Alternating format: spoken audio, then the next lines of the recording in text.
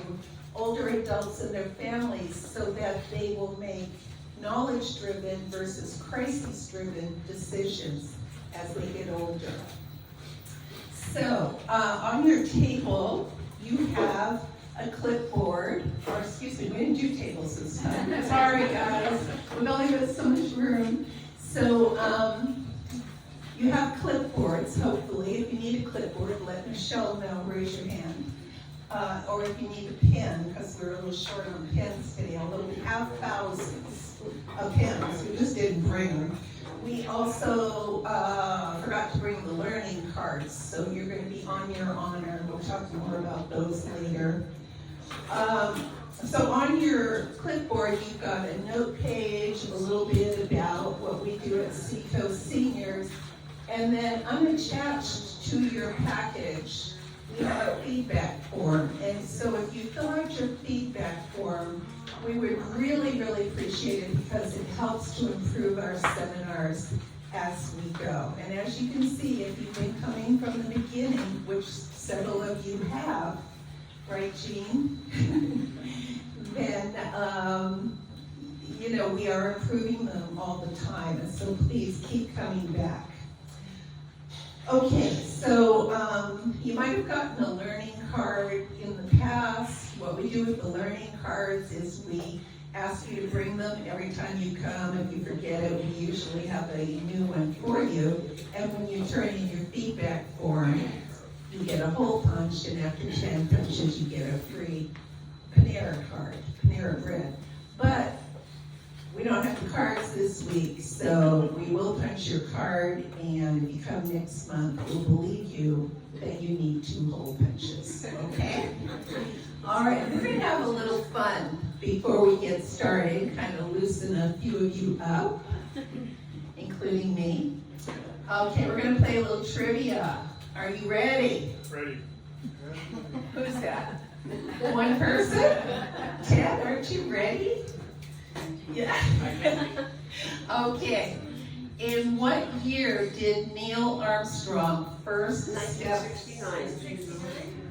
onto the moon? Somebody's really smart in here. Okay, 1969. All right, next one. Okay. Who was the sexiest man alive in 1988? John Kennedy, Sean Connery, Harry Hamlin, or my husband Larry Puder? Sean Connery. Where's the other guy? He's at home, but I can get a picture up on the screen. Okay, who was the sexiest man? Sean Connery, that's what I would have said. What's the answer? Answer is, John F. Kennedy. Okay. All right, next one. Who was the little girl in the good ship Lollipop? Okay, if anybody didn't get that, you're too young to be here. Okay, next one. What is the longest river in the world? The Nile. You guys are smart. The Nile in northeastern Africa is 4,132 miles long. Kevin. Is that Kevin back there? Oh, good. I knew you'd show up eventually. That's one of our panelists. Okay, so let's get going. Just in time for your introduction, Kevin, come on down. This is Kevin Green. Kevin Green is the legal director of San Luis Obispo Legal Assistance Foundation.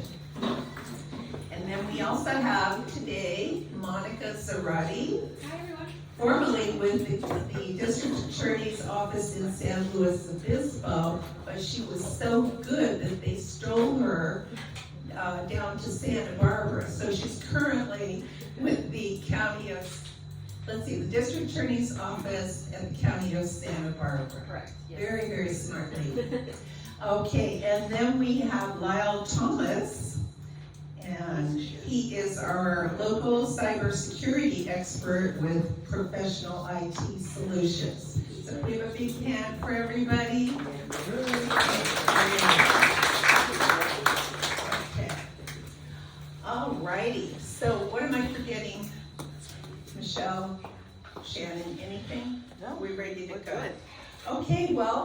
I know what I'm forgetting, our sponsors. Let's put our sponsors back up there.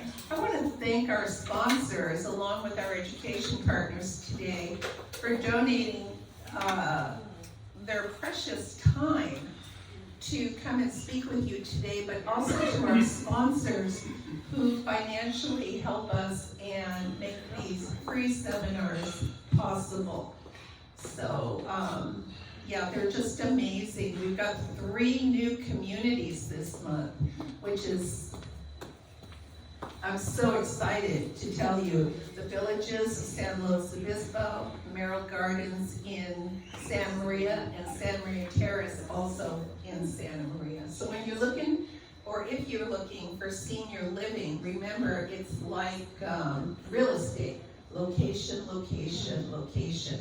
You can find some really beautiful places to live in Santa Maria, including senior living. So it's just something to think about when you're looking at your monthly costs. Okay, so we are going to start. Merrill Gardens. What was that? No, that's okay. I just asked some questions. Oh, okay. So, Kevin, let's start with you. Seeing as I was late. Yes, you. We're gonna keep you in the hot seat. Sounds good.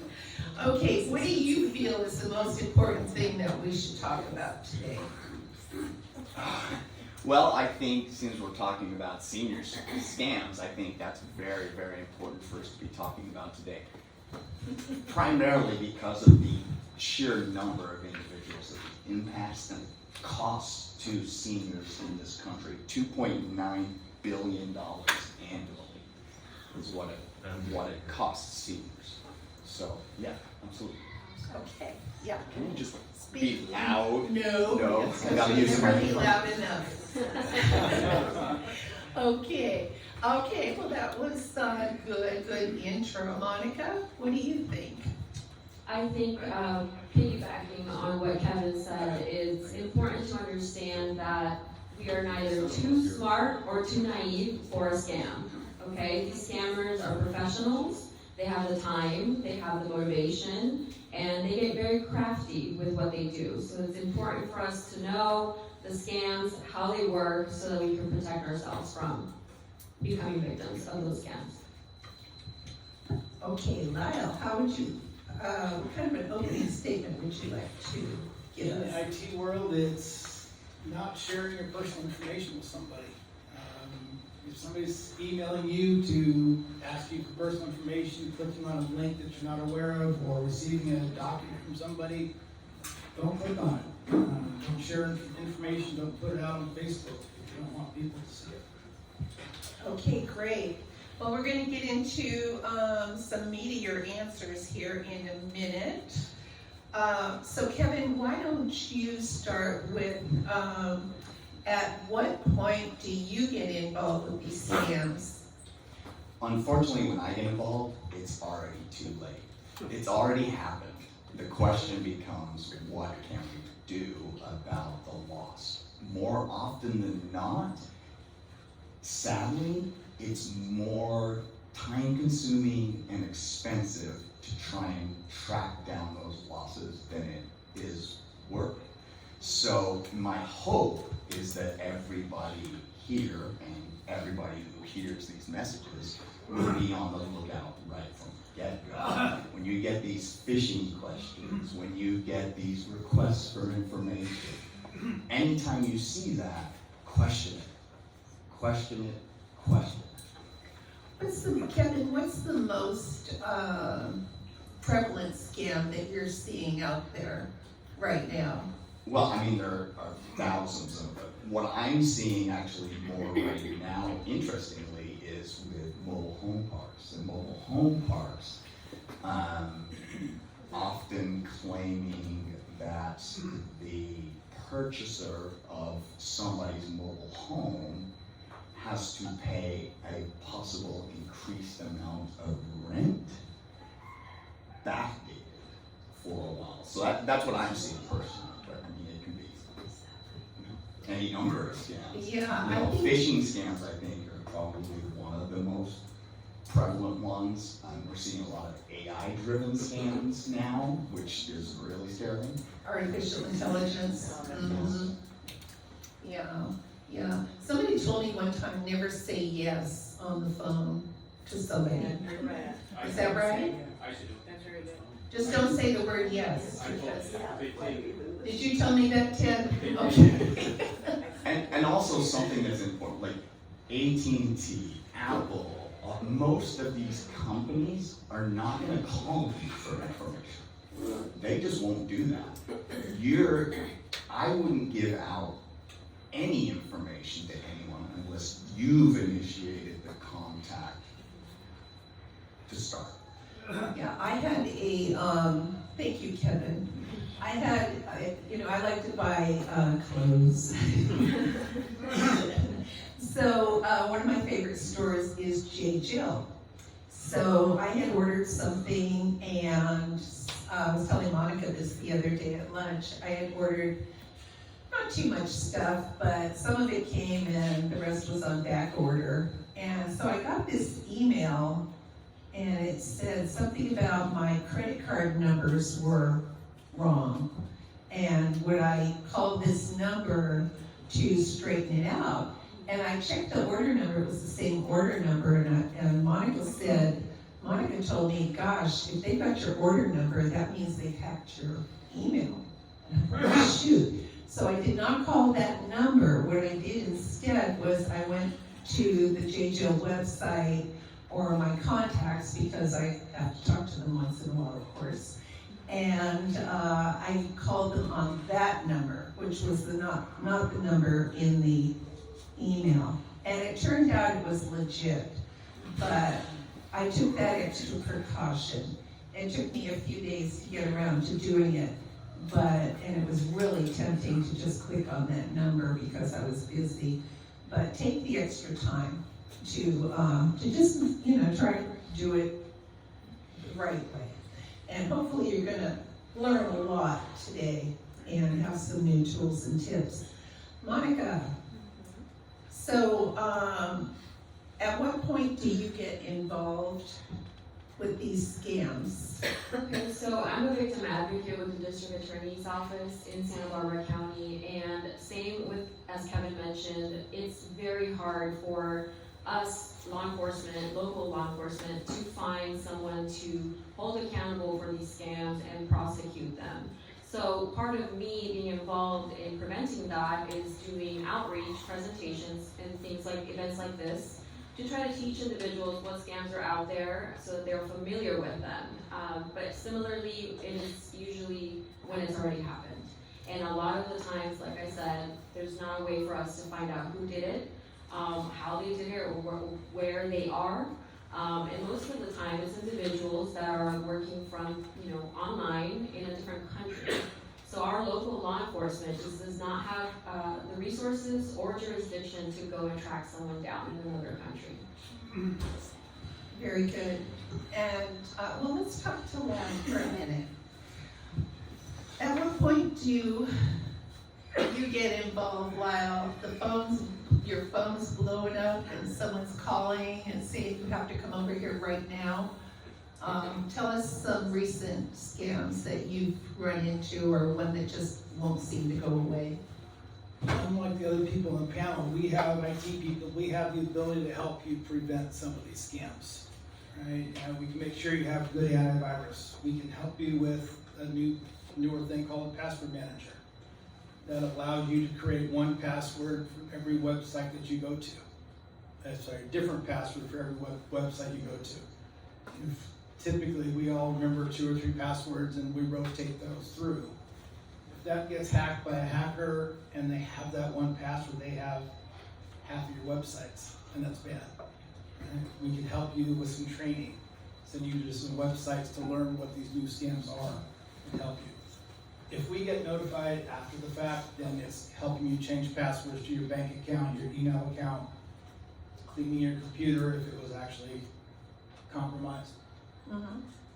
So how often should we change the password to our email? if it's a strong password and you can enable two-factor authentication, like if you're gonna go to a bank website and they send your cell phone a code, you don't have to change your password as often. If you don't have that, recommend changing it 3 or 4 times a year. Okay, so I was really hesitant to use a password protector or password app or website where I put all my passwords in there and just had to remember one password. I thought, well, what if they get hacked and I lose everything? So if you do use a password keeper, you want to make sure that it is legit, of course, and a good one. They're very, very easy to use. And if you need some recommendations, Lyle works primarily with businesses. So if you need IT help with your personal stuff, I have people that I could refer you to. Okay? And just put that on your feedback form and I will send you the information. Just really quick, another scam that we see a lot of are like romance scams. Those ones cost a lot of money, and I can't count how many people have come to my office saying they've given $20, $30, $40, $50,000 to somebody that they met online. So fortunately, I just learned this. Sometimes banks actually will freeze an account for somebody. It's only for a limited amount of time, but it gives them enough time to investigate possible financial abuse and report it to the various agencies that are required to report to.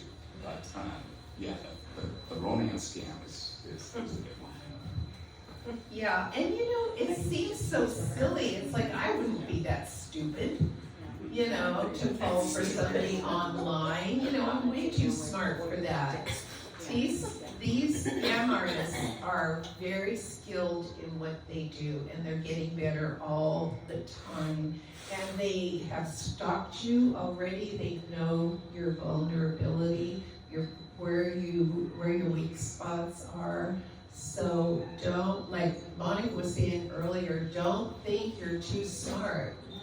And don't be naive enough to think you're too smart for these scams. Would you like to? Yeah, I can actually add to what Kevin was talking about with the romance scams. It's a terrible thing because it peaked during the pandemic, right? We had a lot of individuals on social media, Facebook, Instagram, just kind of reaching out to people, looking for conversation, looking to meet friends, playing games on applications on their phone, and that kind of triggered for some scammer to reach out and start talking to you and just kind of connecting with people, right? And so eventually what happens is they are just so perfect. It's a soulmate that you found. And the victims to these scams really truly believe they have met someone they can spend the rest of their life with. So at that point, a scammer will eventually say, I have family health issues, I need assistance financially, and this, as Nancy mentioned, the scammers already know you have money, okay? They've done their homework, they know, kind of your routine. If you're putting all of that on social media, it becomes very available to them. And so once they need your assistance, a victim will start sending money. And I've had a lot of examples being at the DA's office. There was a lady who actually committed a crime herself sending out the money because she was asked and instructed by the scammer to cut out pages from the middle of a book and then put money in there. It was about $10,000 in cash. We are not allowed to send cash money in that amount via mail, right? So now she's committing a crime to assist this scammer, and it becomes a connection between the victim and the scammer, that if the scammer doesn't call, the victim's calling them, right? Because it's the person that they're in love with, that they want to be and create a life with. And so it's a horrible scam for sure. And like Kevin said, it's in the thousands of dollars that people lose their retirement, they lose their family assistance, and sometimes they're home because they cannot pay for the things that they need anymore. They don't have the funds for it. So A little more detail into an example that I had. I went to a living home, assisted home, and one of the victims, I showed her pictures of the person. This is not the person they're claiming to be. I took an investigator with me, we ran the person's information, the scammer, and said, look, they're using this other person's identity. They're pretending to be someone else, but it's not truly them. And this lady just could not believe me. I was the enemy in that scenario. I was taking away her partner. I was ruining her romantic relationship. And so she closed the door on us at that point. So, you know, she became victim of that scam for more and more money every month. And her daughter, unfortunately, was also a victim of that because now she's seeing her mother going through this. It's a loved one. You're seeing a loved one being played, and it's horrible. So be careful out there who you're talking to on social media.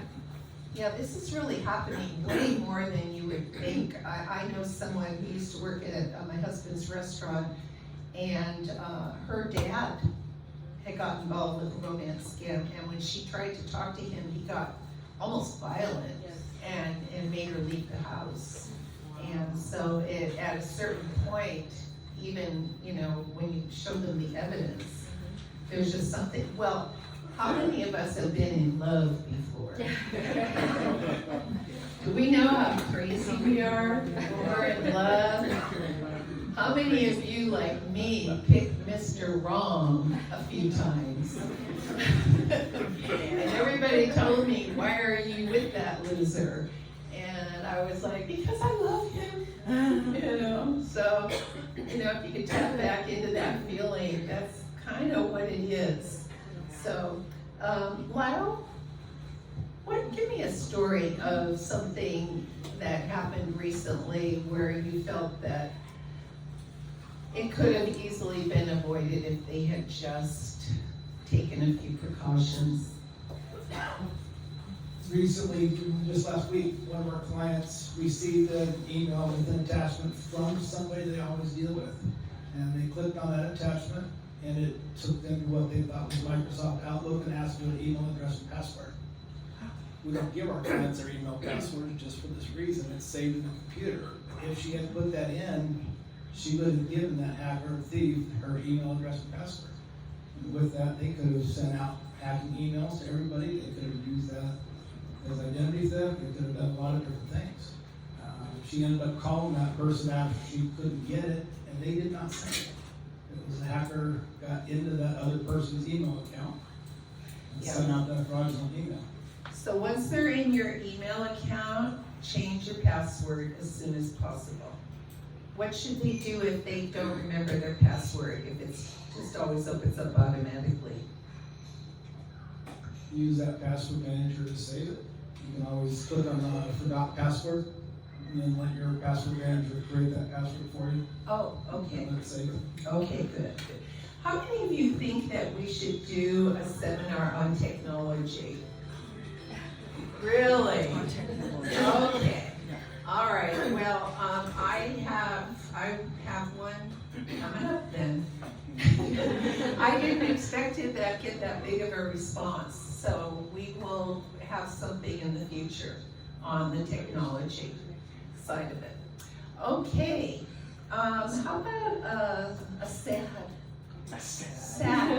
Give me a really sad. Make us cry. Tell us a story that will help drive some of these points home. All right, so oftentimes,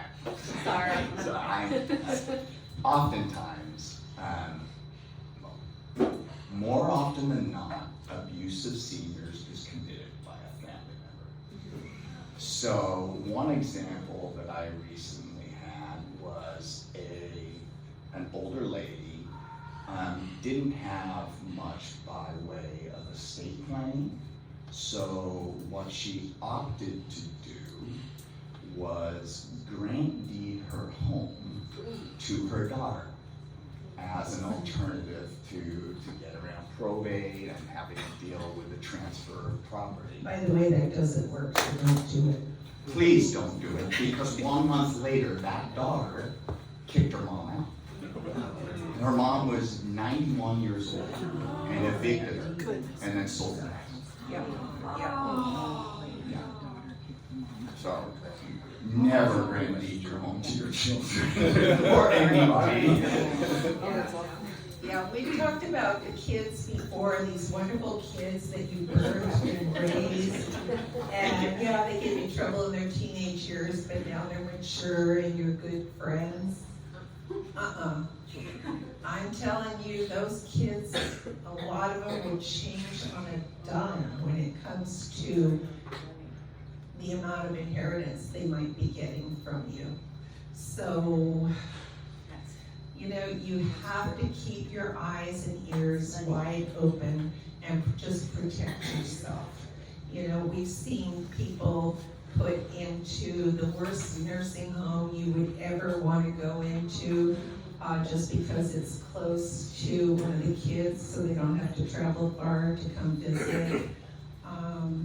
In our other seminars, we talk about do your homework ahead of time and have it in writing. If this is what I needed, this is where I would like you to place me.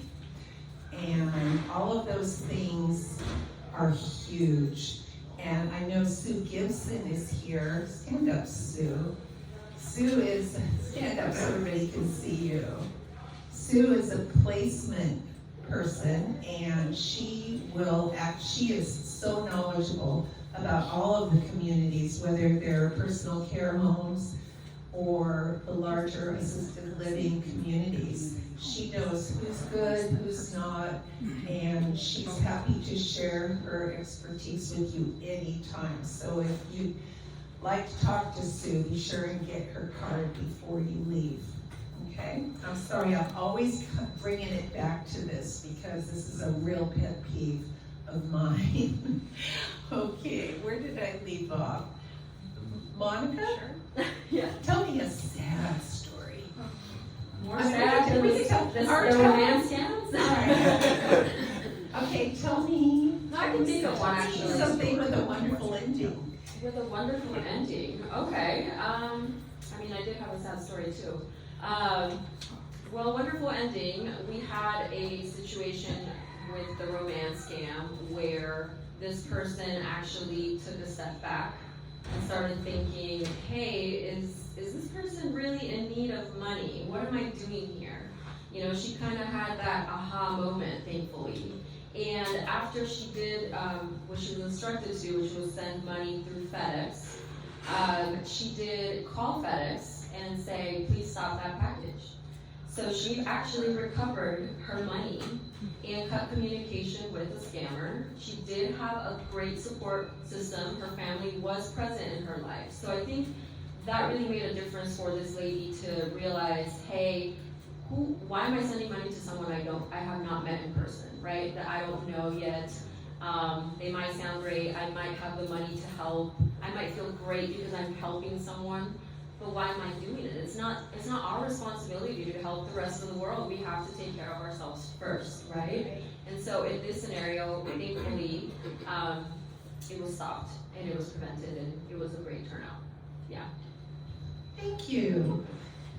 Okay, Lau, what do you want to make sure we hear about today, no matter what? I think we covered a lot of it. It's thinking about sharing information on Facebook or the social media avenues. If you're traveling or something, don't put it on Facebook until you get home. Then tell them about it. Tell them That is a good one. at your house is Yeah. empty. One of our neighbors a year ago, it was his 40th or 50th anniversary of getting out of the military. He took a picture of his discharge papers and put it on Facebook. Enough said. My wife found out about it and she called him or whatever, but I called him and he took it down. But it could be too late. Just really think before you put stuff on email. Think about it. Yeah, that's really good. Yeah, how many people still do it even though they know they shouldn't? They just can't seem to help themselves on social media when they're on vacation posting. Not a good idea. That did actually happen to me one time. It was before social media. It was many, many years ago. I had teenage boys, so the word got out that my husband and I were going to Mexico for a couple of weeks. And that was when it was a little safer to go down there. And when we came home, the house had been burglarized. And I knew it had my name written all over it. You know, why in the world, I broadcasted the fact that I was gonna be gone for 2 weeks. But, you know, live and learn. So definitely on the social media, for sure. Okay, Kevin. Yes. Do you want to give me another story or something that you can think of? Maybe not a story, maybe just when you're thinking about this stuff, some things to make sure you're watching. Watch your bank and your credit card statements. Look at them, like check them all the time. You go through them with a fine tooth comb, but you never know, little things might be getting in there. Check your computers for viruses. Like run those virus software all the time. Don't give out the personal information. We've talked about that. Don't buy anything from solicitors over the phone. Don't do that. And there are lots of ways in which you can protect yourself. Just at the end of the day, don't be gullible. Question. I know what a lot of our seniors are doing that I work with is they just don't answer the phone. If you're not in their caller ID, they don't answer it. And so sometimes I'm not in their caller ID, so I just leave a voicemail, and 100% of the time they call me back. But I don't blame them. I'm very selective about the phone calls that I answer directly. A lot of times you will get my voicemail, or I'll see that you called in and I recognize you and I'll just call you back. But I think that's really smart. We're not always on top of our game. I'm not on top of my game 24/7. And so just something to think about. And piggybacking on that, get on the do not call registry. Get on the do not call registry. And how do you get on the do not call registry? I wish I knew off the top of my head, Okay. but it's a simple, you can search. I think you just Google that or go on do not call registry.com, something like that. It's pretty simple. Okay. Yes. Okay, let's hear some more information. Some more information. As part of my outreach presentations, we came up with an acronym to help people not fall victims to these scams, right? And so scams have a recipe, if you will. And the acronym is TIP, right? Write it down if you want to remember it as TIP. And TIP, a tip. And so T for threat. There's always going to be a threat from a scammer. When you're being contacted by someone who's trying to scam you, they're going to say things like, your utilities will be shut off, or your Verizon account, it will be, canceled, or something is happening to you that you had no idea about, and it's being introduced to you by a scammer. For I, we came up with immediacy, right? They're going to tell you to act now. Immediacy. They're going to tell you to act now. Provide your personal information or confirm your payment, and if you do that, then the threat won't happen, right? Act now so that you don't have time to think, hey, did I even purchase what they're saying? Did I even contact this business before? And lastly, they will ask you for a payment, P, payment. They will ask you to provide a payment. Credit card information, your personal information, or log into your Amazon account and confirm this information. All of those things will follow in order for you to provide a payment. And you might think, well, they're not asking me for my credit card, but if you give them enough of your own information, they can find ways to get into your bank account and charge whatever they're trying to charge that way. So remember TIP, if you get a call, take a step back and say, okay, there's a threat, there's an immediacy, and there's a payment request. That is the recipe of scams. Any of those three present, or all three present in a conversation, 100% it's a scam. And you can be glad to hang up the phone, disengage from the conversation, and it'll go a long way for you to not fall victim to these scams out there. Good. Is someone being murdered out there? Gracious. Michelle, can you close the door? Thank you. Oh, Can yes. we ask questions or do you Yes, want to we're wait gonna till go the- ahead and, I Okay. know we're doing things a little bit differently this month, but, we just want you to get your questions answered before you leave today, so let's open it up for questions. My question is, when you get an email that's questionable and it has a link, is it okay to open the email and not the link? Oh, the email us. Well, I'll let the computer expert. I would say no. I'm Yeah. gonna have to, Yeah.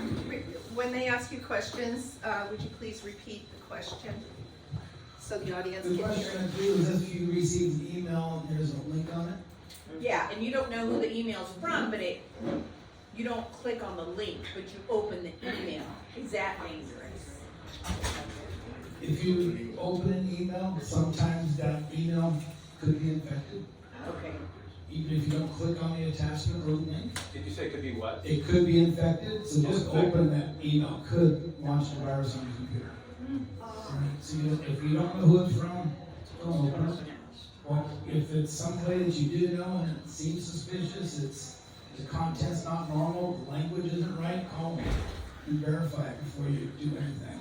You can also hover your mouse arrow over that link, and a second later it'll pop up what that address is.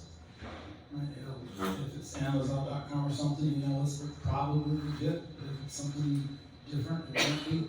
Yeah, and if there's like misspelled words in the subject line, that's a real red flag. Did you have a question? I think on the URL, I guess up there at the top, if you look at that and you see, like it's supposed to be from your bank, and you go, that's not my bank up there, that's what you're looking, but Yes. you have to open the email to get to that spot. Don't open it. If you open an email, IRS, some people have said here, IRS won't contact you by email. So she At all. asked if, when, you know, how do you, if you have to open your email to see the URL address at the top, and something that says it's from your bank, but it says it's from Joe Maloney, at the top, but you can't see that unless you've opened your email. So Lau's answer is, don't open the email. You know, if it just seems weird, it's better to just not open it. If it's urgent, they'll find me. That's the way I look at it, you know.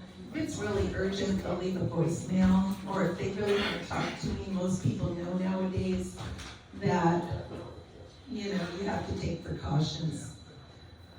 Question? There's a lot of, on the email as far as those, get this right now. Packages, your package is waiting for you. There's a lot of those on my email. Can I touch base on that?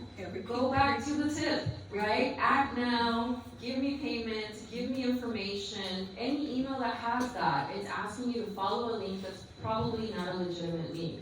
If it's Amazon, it'll have an extra Z in the URL, right? It will look the same, but what you're supposed to do in order to not fall victim to that scam is to essentially delete that email, mark it as junk mail if you know how to do that, and definitely go into your own account.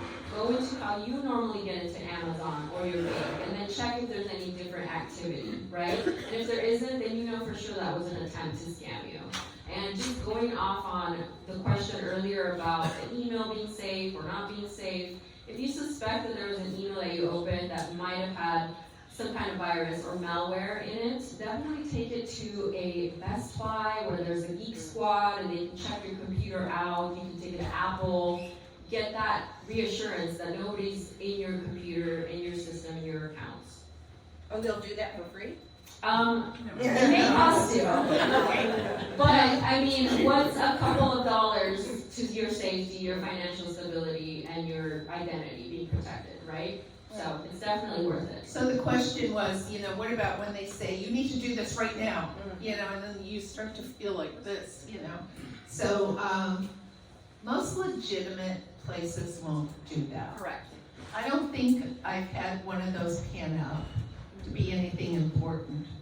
So in the beginning, when I first started seeing them, I was a little nervous, but nowadays, just go to the source. If you're really concerned about it, go to the source that you usually deal with.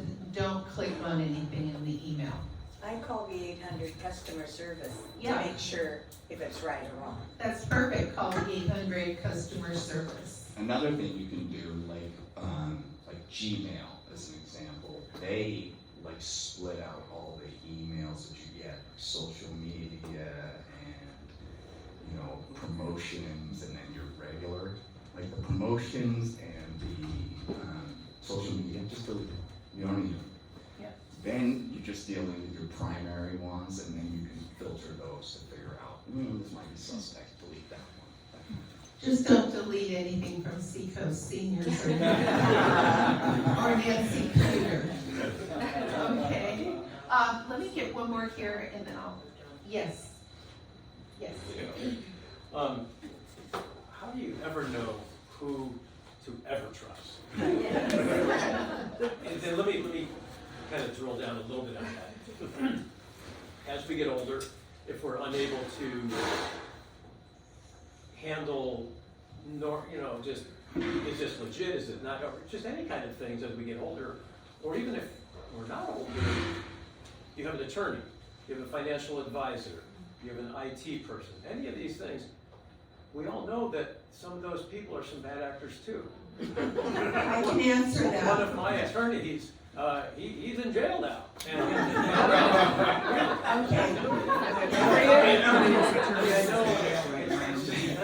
Who do you trust? No one. Verify. Then trust. Verify but trust, but I'm saying, how do you do that? When we go to professionals that are there to, a fiduciary, how do you ever really know? Can I talk? Yeah. Call me. The people, we have spent hours and hours and hours and hours and days and weeks and months and years collecting a very good resource team of people. All of our vendors are vetted, all of our professionals.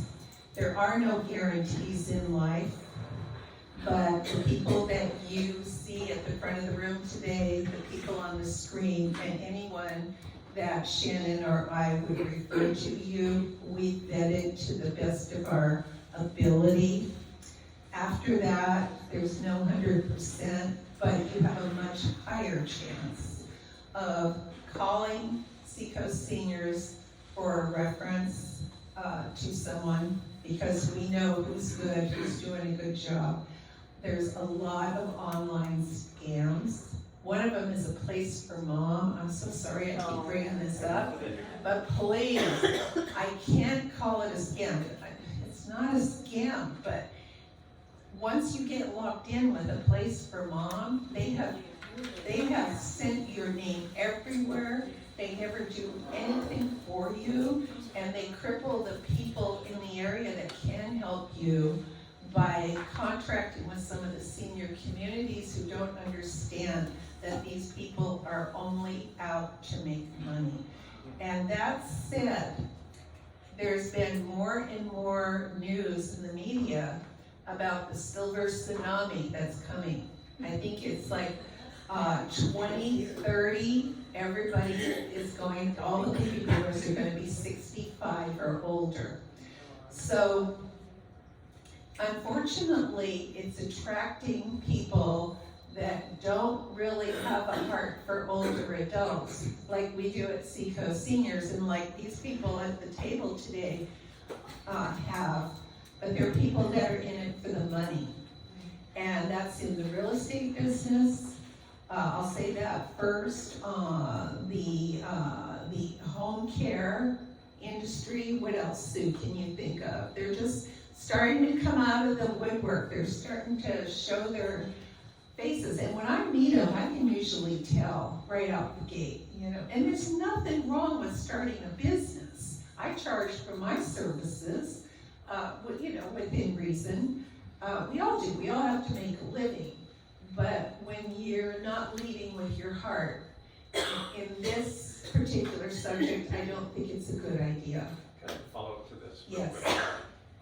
This is the first time I've come to one of these seminars with you. Could you speak to what it actually is that you do? Because I really don't know. I mean, Seaco Seniors, I read it's not a nonprofit, but it's not a, but then I also see that you are armed with people. Oh, I'd be delighted to. I thought you guys were sick of hearing this, but that's right, we got new people all the time, right? Okay, well, my background is 42 years in the real estate business. And during those 42 years, I was consistently running into situations where people would say, come list Mom's house. And so I'd go, I'd meet them a lot of times for the first time. And the crises had already occurred. Mom had fallen, or Dad was reported running down the street naked, something like that. And the family converged in one weekend and they were gonna take care of the problem before they go back to work on Monday and back to wherever they came from. So then the last thing they did was call me and say, come list my mom's house, we're leaving, call us when you have some offers. And by the way, Mom's gonna be sitting in the chair the whole time. She never leaves the chair. So I'm like, okay. And so Shannon, my partner, who I've neglected to introduce, Shannon, my partner in crime, we can't even count how many times we've walked into that situation. And throughout the years, I was constantly thinking to myself, where the heck are the people to help these people? And nobody showed up. In 42 years, nobody showed up. So about 5 years ago, I was doing my usual grumbling about it because I had another situation. And a little voice in my head said, you need to do something. And I'm like, what? I'm already overworked, underpaid, and I don't have time to do anything else. And the little voice wouldn't go away. So I started doing a little bit of research, and I thought, what in the world could I do? I don't know anything about older people. As you can see, I'm rapidly becoming one, but like a lot of us, I'm completely in denial. So, long story short, I ended up going through a course at the Senior Real Estate Institute in Oklahoma. I did the whole thing online. It was about a 6-month course, and it really taught me how to interview senior in-home care, communities, etc. And I started doing seminars right out the gate. And I didn't know anything. I still don't know as much as the professionals do, but I know a little bit more 5 years later than when I started. But I just started looking for good professionals in the area that were referred to me and started bringing them up, and people just kept coming to these seminars. So it became so popular, the Seacoast Seniors, and I was also a very active realtor, that it became necessary for me to take on a partner. And that's when Shannon, who I've known for years and always respected, had a lot of respect for, that's when Shannon agreed to be my business partner. And so now Shannon takes care of all the footwork and running around and all that stuff that takes a lot of time with the real estate transactions that we do. And I just sit by and look pretty. Now she, I go in, I do my private consults, and but when we sell the homes, that's really where I make some income. But obviously, we're not going to sell everybody's home, and this isn't, the Seacoast Seniors isn't about the money. The money's nice when it happens, but our heart is in getting the information out that needs to get out there. And it's been my experience over the years that when you give it out in slices, it comes back in loaves, right? So it just does. It seems to be a natural progression. If I've been working with somebody for 2 or 3 years and, helping them and consulting them and referring them to the right vendors, and then they do decide to sell their house, it just kind of organically happens. So say, Nancy, you know what, we're going to sell. Would you come over and get us going? So It's been beautiful. I just, so glad that I started this. It's been the most rewarding thing I've ever done in my life. And I just love it. And I don't have this everyday stress of the real estate, which is, God, if anybody knew how stressful real estate was, you turn around. You have no idea. And so I'm able to devote all my time. And Shannon is devoted with me in helping people, make the right decisions before the crisis happens. We're good in a crisis, but we'd really rather see you have a plan B so that you can avoid it. Nancy's being humble, but she puts so much work into the Seacoast Seniors. I mean, she's out there, she's in the community, she knows everyone. She's just a wonderful, valuable resource for anyone that has anything going on that's involving seniors. So much information, so much. Very proud to be part of it. Thank you. Thank you, Shannon. So, as you can see, I'm not a very eloquent speaker, and I really don't get any better as time goes on. But I just don't think, the way I look at it is this is really about you, not me. So I don't really worry too much about that part. I'm just so glad when you come and you hear, and you guys come and you tell them, share your expertise with them. And we're just trying to help people one person at a time. Would you like? Yes, I'd like to speak to this gentleman on the end here. Yes. I have 3 questions, so I'll try to be fast. If you're doing your banking online, do you need to have an antivirus on your system? What kind of antivirus do you recommend to people? So repeat the question. When you're using or doing online banking, do you need antivirus? Yes, you gotta have antivirus. If you turn your computer on and it's connected to the internet, you gotta have antivirus. What type of antivirus? There's a lot of good ones. Norton's good. We use a company called Sophos, S-O-P-H-O-S. That integrates with firewalls and everything else that we do at the corporate level. Good. What's the name of it? Sophos, S-O-P-H-O-S. What about Norton? Norton's good. How about ESET? ESET's good. There's a lot of good ones out there. What about if you're banking on your phone, your iPhone? I wouldn't do that. Look that up. I do it all the time. Don't. Really? A smartphone's a computer. Right? And if we don't secure our phones with antivirus or mobile device manager, and that device is compromised, then so is your bank. I thought Apple had a built-in antivirus. So, yeah. So, I would do bank on my phone. wow. Uh-oh. Okay, I gotta make some changes. Anybody else? Yes. I have another question. Why would you have to have the antivirus? Why? It's to protect you. Why have an antivirus? Antivirus is designed to monitor the activity that you're doing, as well as the files that are on your computer. Okay. And so it's doing the 2 parts. One, when you go to the internet or download a file, open a Word document or a picture, it's going to scan that file to make sure it's clean. Okay. If it's not clean, it's going to do its job. It's going to clean it or delete it or whatever it's supposed to do. So it won't allow it on your computer? Yeah. Okay. And then if something does get through, you need to make sure your antivirus is scheduled to do a complete scan at least once a week. Oh, yeah. So just in case something gets through.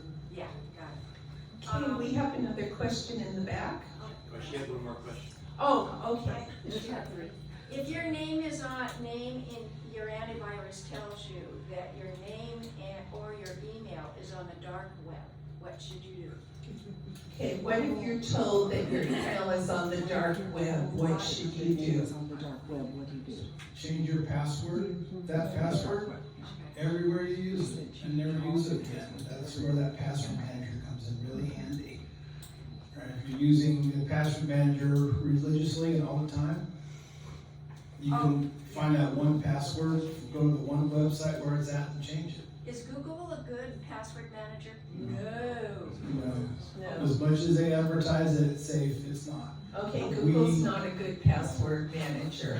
We do cybersecurity assessments almost on a daily basis at businesses, and that's one of the easiest things to crack. Really? Who do you Yeah. recommend? Norton, Norton, or Sophos. We use password manager for Bitwarden, Oh, Bitwarden. I use Keeper. I pay $36, $39 a year for it. Bitwarden has a free personal account. LastPass is good. There's quite a few good ones out there. I had that one for a long time. We had a question in the back. I was wondering with, in terms of devices and even the flash drives, I've heard that once you sanitize them, which I don't know how to do, but I know how to take things to Best Buy, is there a recommendation when you think, when your computer, because then I heard people can get the data if you don't sanitize it? She wants to know, are you talking about like when you get rid of your computer? Yeah. Yeah, I know. Or phone. Yeah, I know. I never know what to do either, so I have my husband take a hammer to it. And he loves, give a hammer to a man, But there is another way to do it without using a hammer, I'm sure. What do you do? On computers, there are programs that you can run that will delete all the data on the hard drives. It will write new data and overwrite it again and delete it. That way everything is permanently gone. Cell phones, it's hard. You can do a system erase, but I'm not positive that data is truly gone. So where do they get the hardware or the software to erase everything? Do they need to call their IT guy? Okay. I And actually again- heard that high-powered magnets can do that. Is that true? Yes, high-powered magnets would, but most of us don't have those. Hammers are good. I'm kidding, it's pretty fine. Right, sir. Ted, question. People that pay me cut their hard drive in half and give it back. Ted says people have paid him because Ted can do anything, by the way. People have paid Ted to cut their hard drive in half. Or take your phone flash. So if you need an IT guy, you can call me, I'll refer someone, or just go to Ted and Ted will cut your hard drive in half. Yes. So I used to do Facebook, but when I retired 10 years ago, I stopped using it. So it's still there, but if I don't use it, if I delete it, I guess, will it erase it altogether? Or is it any safer? I mean, I don't use Instagram, I deleted TikTok because I didn't want to have that threat, but I don't know, is it still a threat if you have it? No, once you put data on the internet, Facebook, it's always gonna be out there, people are gonna Okay. have it. That was my, that You was can my leave thought. an account, but So even if I delete it, somebody could still have access to it. yes. Yeah, if you had critical information on there, probably if you're not using it, unless you put some really critical information on there, you're probably fine, Okay. in my opinion. I scan and update once a week on my security. Does that help? Make sure it updates at least once a day. Notice that we use updates every 30 minutes. Oh, wow. Automatically. Okay, update, use an antivirus that automatically updates regularly and as often as possible. Yes, I'm surprised you're not recommending a VPN. Why is that? VPN. A VPN is something in the older days we used when we remoted into the office to work, when we're out traveling or from home. But a VPN now is software that will hide your network connection from everybody else on the network. So if you were here at the hotel with your laptop or phone and connected to the internet, anybody in this wireless network could access your traffic. Right? But if you use a Norton VPN or NordVPN, your traffic here at this hotel is encrypted, they couldn't see it. So when your traffic was actually going to be coming from NordVPN or Norton, not from here. Wonderful. Does anybody have any parting statements before we do our raffle? Think twice before putting anything on the internet, and if it sounds too good to be true, it is. Yeah. Just be careful out there. Going back to the question that you asked, who do we trust, right? Trust your gut. You know, if you get that feeling in your stomach saying, this is weird, it probably is. There probably is something going on. That's why our bodies are doing that. They're telling us, be careful. Let's not ignore that. And definitely talk to people in your family. Hey, this happened to me. Do you think it's a scam? Do you think this is weird? Consult that with people that you trust and that you know. And it'll get you a long way. Go to the source. If you're getting information that says you need to respond to Amazon or AT&T, go to Amazon and contact them through their website. Go to AT&T, contact them through their website. All right. So Monica and Kevin are really glad that you're here today, but they really don't want to meet you again. Okay. Don't want to see you at the VA's office. They really don't want to see you. Okay, so